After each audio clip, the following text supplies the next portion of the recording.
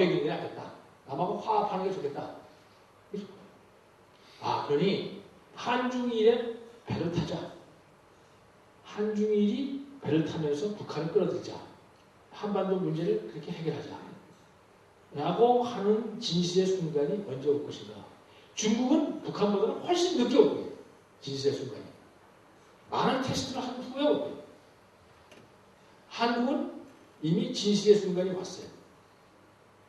이 선진국의, 한국과 같은 선진국의 길을 가는 나라, 특히 한국이 일본형의 정치, 사회적인 일본화 과정을 겪고 있어요.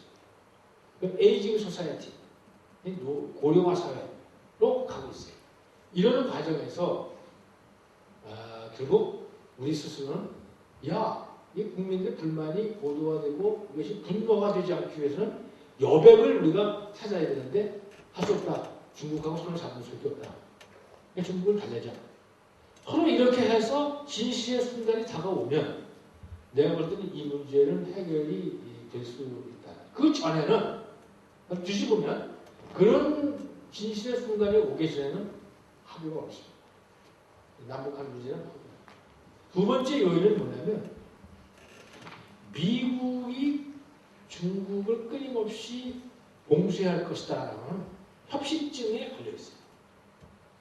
서방 세계가 엄청난 자원을 확보해야 되는 중국의 목줄을 칩니다. 만일 말라카 해협에서 이쪽에 있는 이 자유항로가 미 침함대에 의해서 봉쇄되면 우리는 어디를 뚫을까?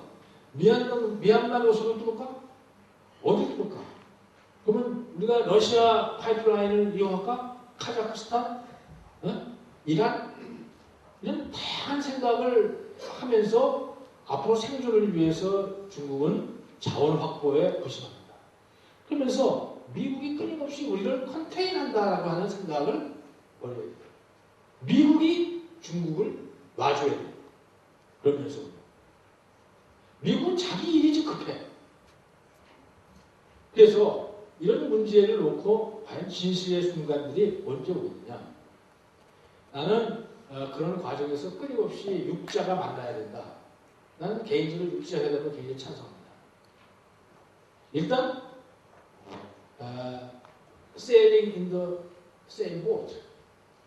Even though we have different dream. 우리가 생각은 달라도 일단 같은 배에 타야 된다. 그렇게 하면서 진실의 순간을 기다리면 내가 볼 때는 이런 그 진실의 순간에 오면 각자 자기가 락 버텀에 들어갑니다. 그러면서 그동안에 문제가 풀린다. 그래서 이런 문제를 놓고 사실 많은 사람들이 얘기를 합니다. 이거는 이렇게 하면 문제가 풀립니다. 근데 저는 잘 안 풀릴 것이다. 이 두 가지. 진실의 순간이 안 왔고, 그 다음에 미국의 대중국 호의라고 여겨지는 많은 것들이 미중 간의 화해를 통해서 해소되지 않는 한, 결국 북중관계, 또 남북관계, 이런 것들이 굉장히 복잡한 매트릭스로 얽혀있기 때문에 어렵지 않겠느냐. 그럼 이제 언제가 올 것이냐. 그건 사실 하늘을 높이 보죠. 저희들은 잘 알지 못하지만 그런 요인으로 움직일 것이다. 그래서 이번엔 한 분 더 지정 질문하고 개별 질문을 하도록 하겠습니다. 중국 비즈니스 전문가 연수생으로 와 있는데요. 전진성 씨. 강연 정말 잘 들었고요. 저는 이제 좀 더 어린 사람 입장에서 가장 지금 이제 사업이라든지 이런 거 시작하려고 하는 단계에 있는데 지금 대여섯 시간 이후면 한미 FTA가 발효가 되게 됩니다. 한미 FTA 이상으로 더 파장이 있을 것으로 생각되는 한중 FTA가 지금 준비되고 있는 상황인데요.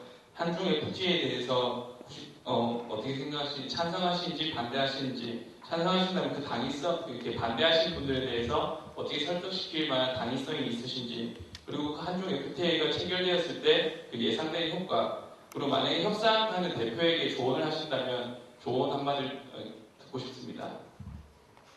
예, 이게 중국한테 한국한테 동시에 이렇게 되고 있습니다. 지금 현재 한국이 EU하고 미국하고 FTA를 맺어놨는데 이게 굉장히